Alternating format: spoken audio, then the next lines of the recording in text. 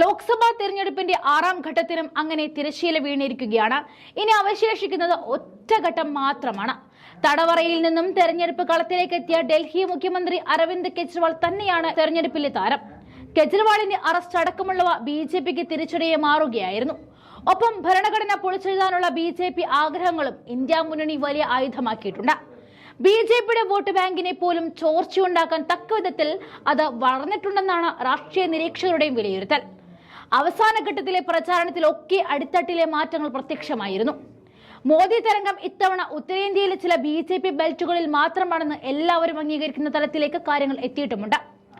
India മുന്നണിയുടെ റാലികളിലെ പൊതുജന പങ്കാളിത്തം ഇതിന് അടിവരയിടുന്നതുമാണ്.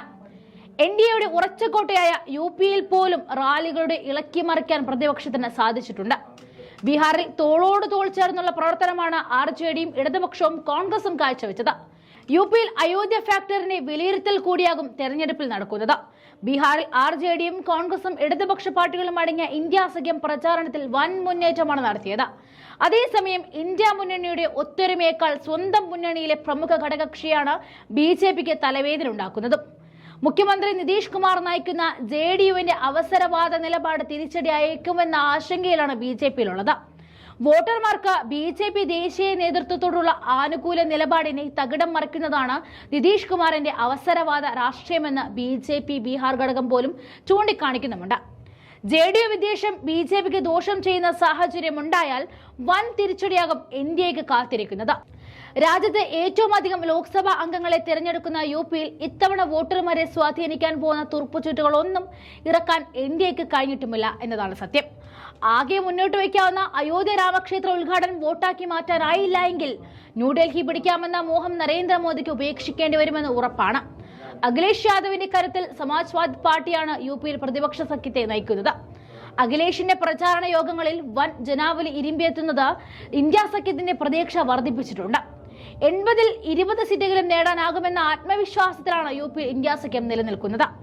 ഇതോടൊപ്പം ബാക്ക് ഫുട്ടിലേക്ക് പോയിരുന്ന കർഷക സമരം 100 ദിവസം പിന്നിട്ടതോടെ കൂടുതൽ ശക്തമായതും ബിജെപിക്ക് തലവേദന സൃഷ്ടിച്ചിട്ടുണ്ട്. പഞ്ചാബിലും ഹരിയാനയിലും മാത്രമല്ല, കർഷകർ ശക്തരായ രാജസ്ഥാൻ, മധ്യപ്രദേശ് എന്നിവിടങ്ങളിലും യുപിയിലെ ചില ഭാഗങ്ങളിലും ഇതിന്റെ നേട്ടങ്ങൾ ഇന്ത്യ മുന്നണിക്ക് ഉണ്ടാകാനുള്ള സാധ്യത തള്ളിക്കളയാനാവില്ല. 42 സീറ്റുകളുള്ള പശ്ചിമ ബംഗാളിൽ 2019 നേടിയ 18 സീറ്റുകൾ നിലനിർത്താൻ ബിജെപിക്ക് സാധിക്കില്ല എന്നാണ് മാധ്യമങ്ങളുടെ വിലയിരുത്തൽ. തൃണമൂൽ കോൺഗ്രസ് കഴിഞ്ഞ തവണത്തേക്കാൾ മെച്ചപ്പെടുമെന്നാണ് പ്രതീക്ഷിക്കുന്നത്. കോൺഗ്രസിന്റെ പിന്തുണയോടെ സിപിഎം അപ്രതീക്ഷിതമായ മുന്നേറ്റം നടത്തുന്നതിനാൽ കുറച്ച് സീറ്റുകൾ ഇരുവരും ചേർന്ന് പിടിച്ചെടുക്കാനുള്ള സാധ്യതയും തള്ളിക്കളയാനാവില്ല.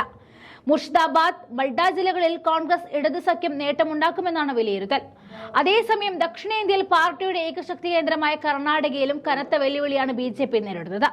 സഖ്യകക്ഷിയായ ജനതാദൾ എസ് ചെയർമാൻ ദേവഗൌഡയുടെ കൊച്ചുമകനും എംപിയുമായ പ്രജ്വൽ രേവണ്ണയ്ക്കെതിരായ ലൈംഗിക പീഡന കേസാണ് കർണാടക രാഷ്ട്രീയത്തിലെ ഗതി മാറ്റിമറിക്കുന്നത്. പ്രജ്വലിനെതിരെ നിരവധി സ്ത്രീകളാണ് പീഡന പരാതിയുമായി രംഗത്തേക്ക് വരുന്നത്. വീഡിയോ ക്ലിപ്പുകൾ ഉൾപ്പെടെ കണ്ടതോടെ ജനതാദൾ എസ് നേതൃത്വം പ്രതിരോധത്തിലായി. ഇതോടെ കർണാടകയിൽ താമര പാർട്ടിയുടെ കാര്യം കട്ടപ്പുകയാണെന്നും പ്രത്യേകം പറയേണ്ടതുമില്ല.